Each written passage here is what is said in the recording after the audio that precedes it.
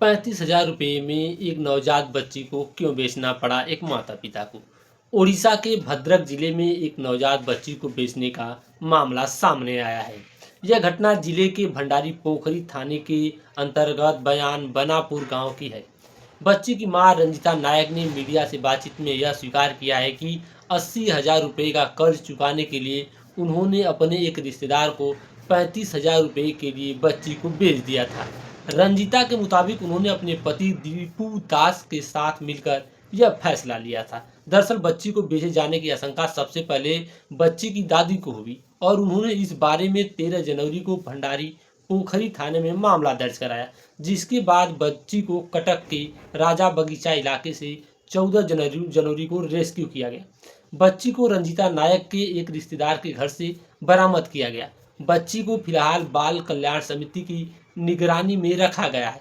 समय से पहले जन्म लेने और वजन कम होने के कारण बच्ची को इलाज की जरूरत थी।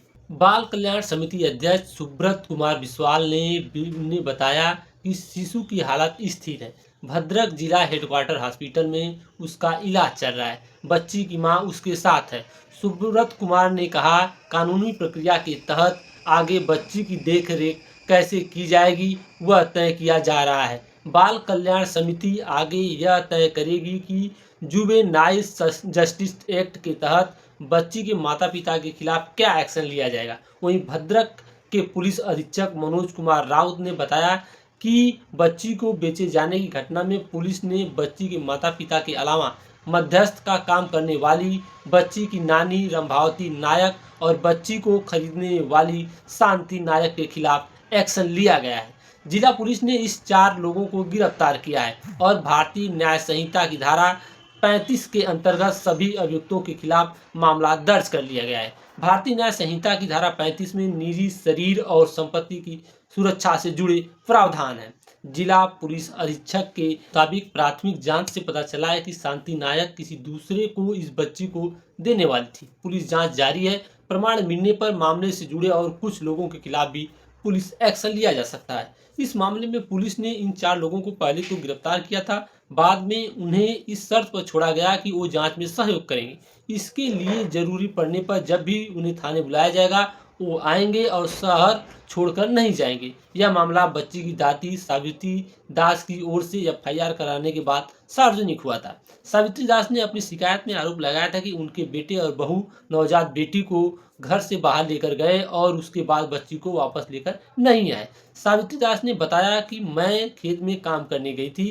खेत से धान काटकर शाम को घर वापस आई तो मैंने बहू से पूछा कि बच्ची किधर है। फिर बहू ने मुझे गाली देना शुरू कर दिया। उसने कहा कि वो अपने बच्चे के साथ कुछ भी करे या बेचे, उनका क्या मतलब है। इस पर मुझे संदेह हुआ तो मैंने थाने में जाकर एफआईआर दर्ज कराई।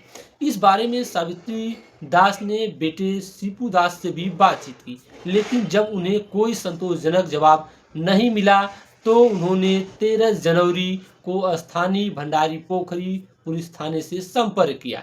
शिकायत मिलने के बाद पुलिस, चाइल्ड लाइन और बाल संरक्षण इकाइयों ने संयुक्त रूप से मामले की जांच शुरू की। दरअसल यह पूरा मामला उड़ीसा के ग्रामीण इलाके के उस परिवार की बेबसी की भी कहानी है जो काफी गरीबी में जीवन यापन करने को मजबूर है। अनुसूचित जाति से ताल्लुक रखने वाली बच्ची की मां रंजीता नायक ने बताया कि परिवार की आर्थिक स्थिति सही नहीं है। पति कोई रोजगार नहीं करते, सास कभी कभार मजदूरी करने जाती है। 20% मासिक के ब्याज की दर पर 80,000 का कर्ज लिया गया था।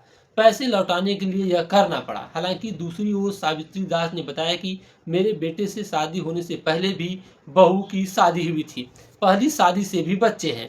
वो उनको पैसे भेजती है। दोनों ने हमारे खेतों को बंधक रखकर जो पैसा लिया था वो सब खर्च कर दिया है। सावित्री दास के इन आरोपों की स्वतंत्र रूप से पुष्टि नहीं की जा सकी।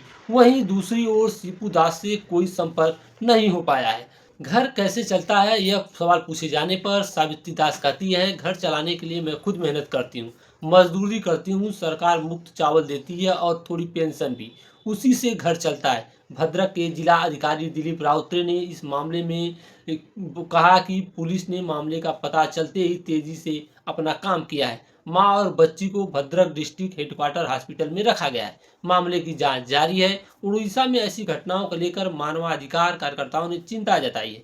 मानवाधिकार कार्यकर्ता नसीम अंसारी ने कहा, भद्रक की घटना शर्मनाक और दर्दनाक है। भद्रक में माँ बाप ने अपनी बच्ची को 35,000 रुपये में बेच दिया है, लेकिन हमें मूल समस्या के ऊपर ध्यान देना होगा। उन्होंने अपने कर्ज चुकाने के लिए यह किया। नसीम अंसारी ने कहा, कोई माँ बाप खुशी से अपने बच्चों को बेचता नहीं है। यह उपहार की चीज नहीं है जो किसी को दे दे। भारत में हर साल 40,000 बच्चे गुमशुदा होते हैं या उनका अपहरण होता है। उड़ीसा इसमें कम नहीं है। उड़ीसा में एक के बाद एक ऐसी घटनाएं घटती रहती हैं। सरकार का यह दायित्व है कि वह मूल समस्या के ऊपर ध्यान दे। स्टेट जुवेनाइल जस्टिस बोर्ड की पूर्व सदस्य नम्रता चड्ढा कहती हैं कि उड़ीसा में लगातार बच्चों की बिक्री की खबर सुर्खियों में आती रहती है। ज़्यादातर समय गरीब परिवार बच्चों की सही देखभाल नहीं कर पाते, इसलिए बेहतर आर्थिक स्थिति वाले परिवार को बच्चा दे देते हैं, जो कानूनी तौर पर सही नहीं है। उनका कहना है कि उड़ीसा में लीगल एडॉप्शन प्रोसेस काफ़ी कॉम्प्लिकेटेड है। अगर गोद लेने की प्रक्रिया सरल हो तो शायद इस तरह की घटनाएं देखने को नहीं मिलेंगी। इसके अलावा सरकार को गरीब लोगों की आर्थिक स्थिति को बेहतर बनाने और सरकारी सुविधाओं को लोगों तक सही से पहुंचाने की भी ज़रूरत है। इससे गरीबी की वजह से किसी को अपना बच्चा बेचने की नौबत नहीं आएगी। दरअसल उड़ीसा में इस तरह की घटनाएं पहले भी खबरों में रही हैं। ज़्यादातर मामलों में देखा गया है कि बच्चियों को ही उन्होंने किसी को दिया है। 3 महीने पहले भद्रक के वासुदेवपुर ब्लॉक में 5 दिन की एक बच्ची को बेचे जाने की खबर आई थी। मामलों को लेकर गांव के लोगों ने बाल कल्याण समिति में शिकायत दर्ज की थी।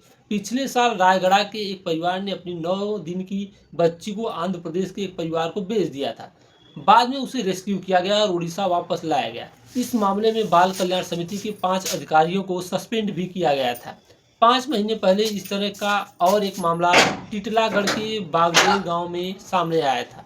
20,000 रुपये के लिए एक बच्ची को बेचे जाने की खबर आई थी।